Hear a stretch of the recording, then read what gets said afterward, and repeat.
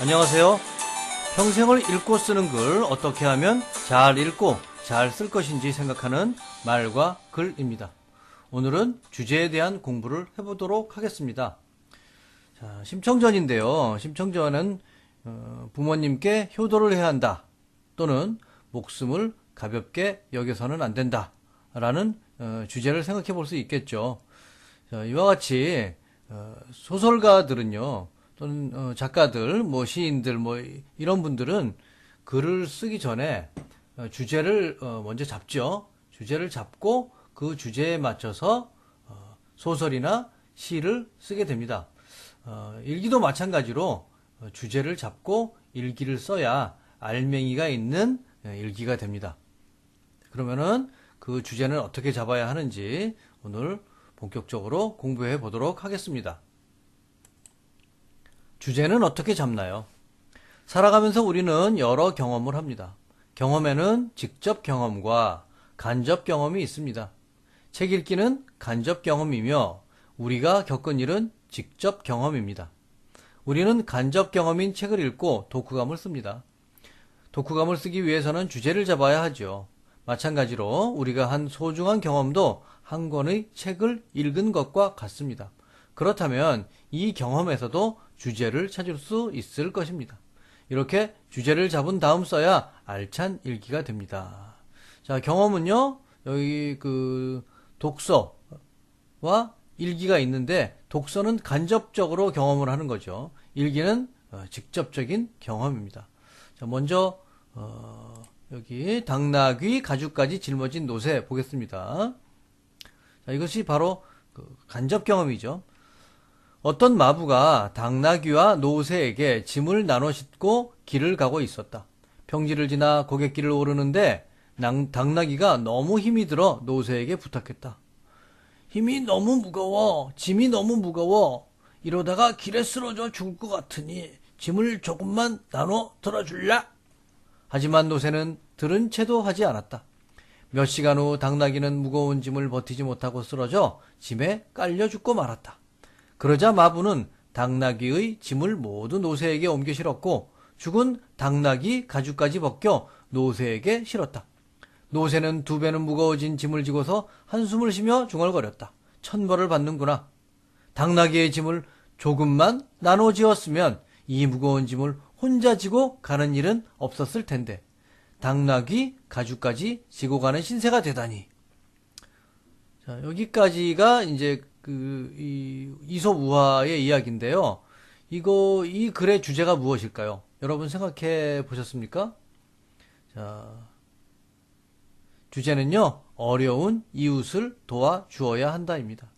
이렇게 글을 읽고 주제를 잡아야지 독후감을 쓸 수가 있겠죠.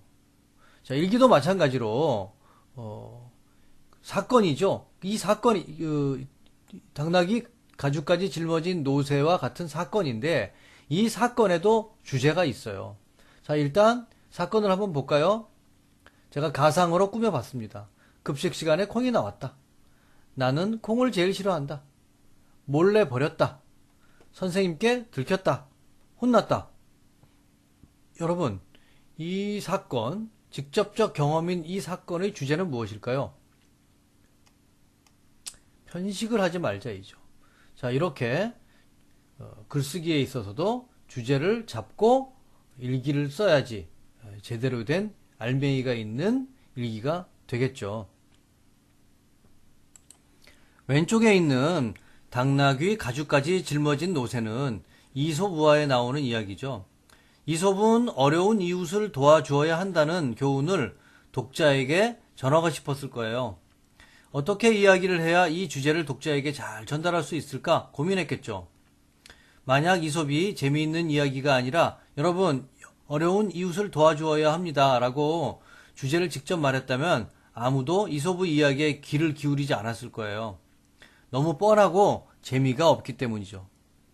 영리한 이솝은 당나귀와 노새라는 인물을 등장시켜서 이야기를 재미있게 꾸몄죠. 이 이야기를 통해서 어려운 이웃을 도와주어야 한다는 주제가 아주 자연스럽게 전달되고 있죠. 자, 오른쪽은 일기죠. 간략하게 쓴 일기인데 자, 아이들도 생활하면서 매일매일 이야기를 만들어가고 있죠. 그것은 경험이고 이솝우화와 같은 이야기죠. 자, 이 경험 중에 가치 있는 일이라고 생각하는 것을 먼저 글감으로 잡죠. 제가 1번부터 5번까지 점심시간에 콩버린 경험을 가상으로 꾸며본 것이에요. 그 다음 단계는 주제 잡기죠. 자, 아이들은 자신이 잡은 글감의 주제가 무엇인지를 찾아야 되겠죠. 자, 여기 위에 있는 그 당나귀 가죽까지 짊어진 노새의 주제는 어려운 이웃을 도와주어야 한다면은, 개미와 배짱이의 주제는 부지런해야 한다죠. 흥부와 놀부의 주제는 뭘까요? 착하게 살다죠. 착하게 살자죠. 자, 이와 같이 주제는 생각으로 잡아야 돼요. 그것이 깨달음이죠. 간혹 친구와 놀았다 라고 잡는 아이들도 있는데 이건 사실이지 생각이 아니죠. 자, 이런 아이가 의외로 많아요. 그래서 주제를 잡을 때는 반드시 사실이 아니라 생각으로 잡도록 도와주셔야 됩니다. 자, 여기 보시면은 여기 어려운 이웃을 도와주어야 한다. 이건 사실이 아니고 생각이죠. 또 편식을 하지 말아야 한다. 이것도 사실이 아니라 생각이죠. 자, 그럼 주제를 어떻게 잡냐 하면은요. 첫 번째 오늘 일어난 일. 오늘 일어난 사건의 문제점이 뭐냐 하면은요. 콩을 몰래 버린 거죠. 먹지 않고. 그렇다면은 그 문제점의 결과 어떻게 되었을까요? 선생님께 들켜서 혼났죠. 자, 문제의 원인을 알아야 근본적인 해결이 가능하죠. 그렇기 때문에 문제의 원인이 무엇인지 생각해 봐야 됩니다. 선생님께 혼난 것은 편식을 하기 때문이죠. 그러니까 4번과 3번 이것을 중심으로 주제를 잡는다면은 편식을 하지 말아야 한다죠. 자, 이렇게 주제를 잡은 다음에 그 글상자의 2번과 3번 이야기를 중심으로 2번과 3번 이야기를 중심으로 글을 펼쳐야 되죠.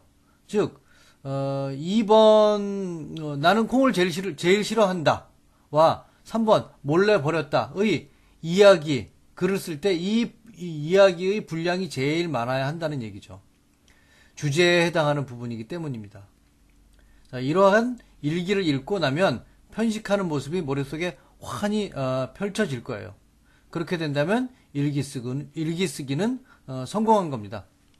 자, 주제가 없는 일기는 기둥이 없는 집과 같은 거죠. 그러니까 일기를 쓸 때에는 반드시 주제를 잡고 써야 되고 그 주제는 어떻게 잡아야 되냐 하면은 생각으로, 사실이 아닌 생각으로 잡을 수 있도록 도와주셨으면 좋겠습니다. 자, 오늘은 여기까지 하겠습니다. 끝!